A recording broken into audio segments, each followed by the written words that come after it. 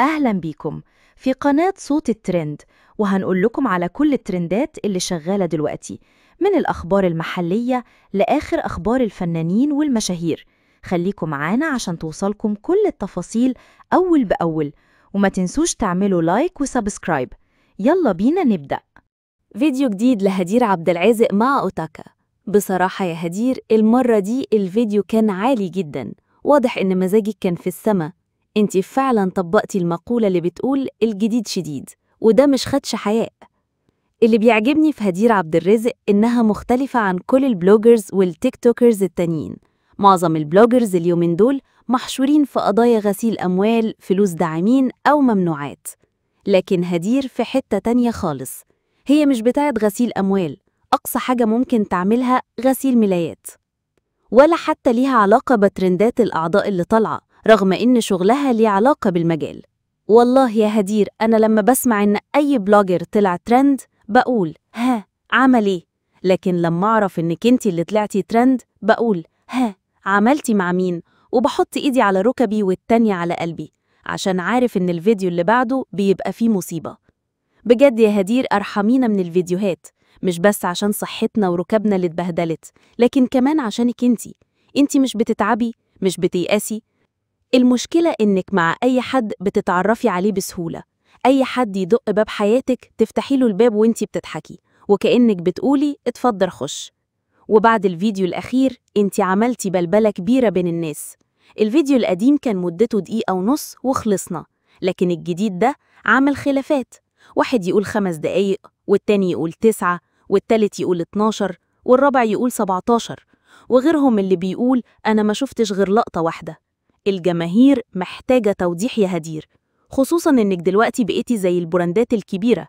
لو هنشبهك ببراند فانتي لاكوست أو جونسون. بس خلي بالك، زي ما البراندات الكبيرة بيقلدوها، فيديوهاتك كمان بتتقلد، وعشان كده لازم تطلعي توضحي بنفسك، بس ياريت توضحي الحقيقة من غير ما تكشفي حاجة تانية. إحنا ركبنا لسه ما التأمتش. بعد انتشار الفيديو، الأخبار قالت إنك مش في مصر وإنك في الإمارات، بيقولوا راحت عشان تقيس طول برج خليفة أو تتفرج على أبو ظبي. المهم إنك مسافرة، وده معناه إنك طلعتي فيزا، واللي يطلع فيزا لازم يكون معروف هو مين ورايح ليه. وبما إنك مشهورة، الضابط في المطار هيشبه عليكي بسهولة. فالسؤال، السفرة دي فسحة ولا شغل؟ هل ليها علاقة بالجلسة اللي المفروض عندك يوم 9/9؟ الجلسة اللي المفروض يناقشوا فيها الفيديو الأول مش التاني. واضح إنك عايزة تنتقلي من المحلية للعالمية. انتي بنفسك قلتي إن شهرتك وصلت للإنترناشنال، يعني مش بعيد نشوفك بطلة في فيلم عالمي. لكن السؤال، ليه دلوقتي قررتي تسيبي مصر وتركبي الطيارة؟ وبرضه منين جبتي فلوس السفر؟ احنا ما شفناش عليكي لايفات مليانة أسود زي شاكر، ولا شفناكي داخلة في قضايا غسيل أموال. يبقى جبتي منين؟ ولو مسافرة عشان تشتغلي، هتشتغلي إيه؟ هتدرسي بيولوجي؟ هم عندهم علماء كفاية. ولا هتشتغلي باحثة بما إنك ملكة السيرش؟ طيب، في ناس كتير بيعملوا سيرش، يبقى إيه الإمكانيات اللي هتقدميها؟ وفي أول رد ليكي قلتي الفيديو مش بتاعي، ده ذكاء اصطناعي. استعبط يا أختي، ده مش ذكاء اصطناعي، ده ذكاء منك إنك تقولي كده. لأن فعلا المحامي بتاعك استغل الكلام وقال إن الفيديو مفبرك، والنيابة فتحت تحقيق. بس خليني أسألك، الذكاء الاصطناعي يعرف يعمل فيديو مدته 17 دقيقة ويظبط اللهجة المصرية بنفس البحة والصوت، ويجيب نفس التاتوهات والتفاصيل الصغيرة، ويحطك مع شخصين في نفس المشهد؟ لا يا هدير، لو فعلا يقدر يعمل كده يبقى لازم نرفع له القبعة. لكن في النهاية النيابة هي اللي هتحقق، وهي اللي هتقول إذا كان الفيديو حقيقي، ذكاء اصطناعي، أو حتى سيليكون. أما والدك يا هدير، أنا بحترمه وبقدره، لكن لما طلع قال مين اللي سرب الفيديو لبنتي، ده معناه إن الفيديو حقيقي، وده عكس كلامك.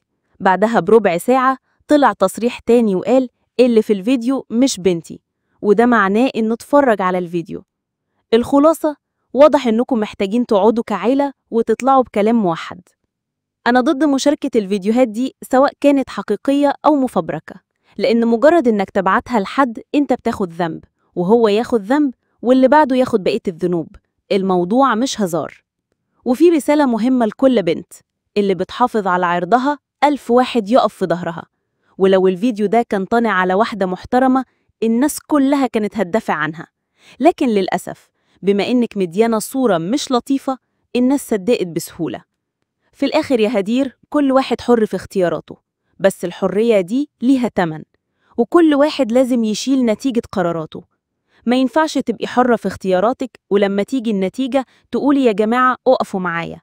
وبالمناسبة، لو الفيديو طلع فعلا ذكاء اصطناعي، يبقى رسالة أي بنت: عيشي حياتك باحترام، عشان حتى لو حد حاول يسيء ليكي، الناس تدافع عنك مش تصدق عليكي.